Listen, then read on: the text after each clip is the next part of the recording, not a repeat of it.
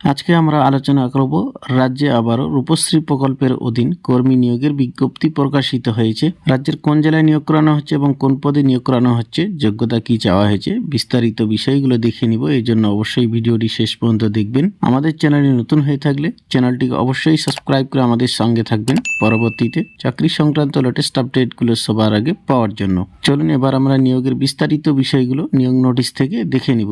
Notice মামা নম্বর এখানে রয়েছে এবং নোটিশটি প্রকাশিত হয়েছে জানুয়ারি মাসের 14 তারিখে। এই নোটিশের মাধ্যমে রূপশ্রী প্রকল্পের অধীন চুক্তিভিত্তিকভাবে কর্মী নিয়োগ করানো হবে। বিস্তারিত বিষয় দেখে নিব। প্রথমেই আমরা দেখে নিব এই রূপশ্রী প্রকল্পের অধীন যে পদে নিয়োগ করানো হবে, এই পদের জন্য আবেদন করতে হলে আপনাদের অফলাইনের মাধ্যমে অ্যাপ্লিকেশন জমা করতে হবে। এখানে একটা অ্যাপ্লিকেশন ফরম্যাট দেওয়া রয়েছে, যেটা আপনারা অফিসিয়াল ওয়েবসাইট বা নোটিফিকেশন লিঙ্ক থেকে পেয়ে যাবেন। এটা ডাউনলোড করে সম্পূর্ণ ফিল আপ করে প্রয়োজনীয় ডকুমেন্ট সহ আপনাদের নির্দিষ্ট অ্যাড্রেসে নির্দিষ্ট সময়ের মধ্যে অ্যাপ্লিকেশন জমা করতে পারবেন। এবার আমরা পোস্ট সংক্রান্ত বিষয়গুলো দেখে নিব। Name of the post accountant, এই পদে নিয়োগ করানো হবে। শূন্য পদ একটি রয়েছে এবং এই পদের জন্য আবেদনকারীর বয়স থাকতে হবে 18 থেকে 45 বছরের মধ্যে, তবে আবেদন করতে পারবেন। এবং সরকারি অবসরপ্রাপ্ত কর্মীরা 64 বছর বয়স পর্যন্ত আবেদন করতে পারবেন। অ্যাকাউন্টেন্ট পদের ক্ষেত্রে শিক্ষাগত যোগ্যতা এখানে চাওয়া হয়েছে কমার্স গ্রাজুয়েট উইথ অনার্স সহ কমার্স গ্রাজুয়েট যোগ্যতা থাকতে হবে। দ্বিতীয় নম্বরে রয়েছে কম্পিউটারে কাজের জ্ঞান থাকতে হবে এবং এমএস অফিস প্যাকেজে কাজের দক্ষতা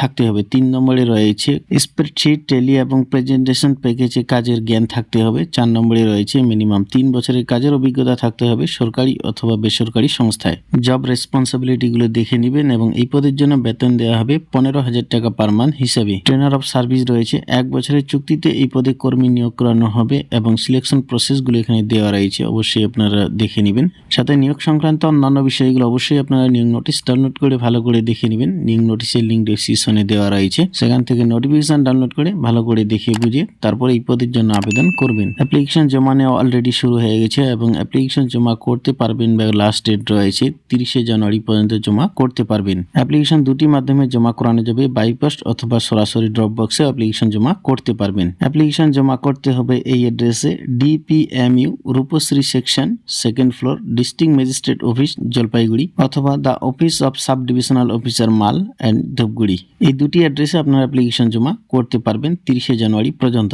এবং এই রূপশ্রী প্রকল্পের অধীন অ্যাকাউন্টেন্ট পদের জন্য আবেদন করতে হলে আবেদনকারীকে অবশ্যই একজন জলপাইগুড়ি জেলার স্থায়ী বাসিন্দা হতে হবে, তবে আবেদন করতে পারবেন। এবং এই পদটি এসটি ক্যাটাগরির জন্য রিজার্ভ রয়েছে। নোটিশটি প্রকাশিত হয়েছে government of West Bengal, office of the district magistrate Jalpaiguri, Rupashree section, অর্থাৎ জলপাইগুড়ি জেলার মাল সাব ডিভিশনের অধীন রূপশ্রী প্রকল্পে কর্মী নিয়োগ করানো হবে। এই ছিল আজকের ছোট্ট আপডেট। ভিডিওটি ভালো লাগলে লাইক করবেন। আমাদের চ্যানেলে নতুন হয়ে থাকলে চ্যানেলটিকে অবশ্যই সাবস্ক্রাইব করে আমাদের সঙ্গে থাকবেন, পরবর্তীতে চাকরি সংক্রান্ত লেটেস্ট আপডেটগুলো সবার আগে পাওয়ার জন্য।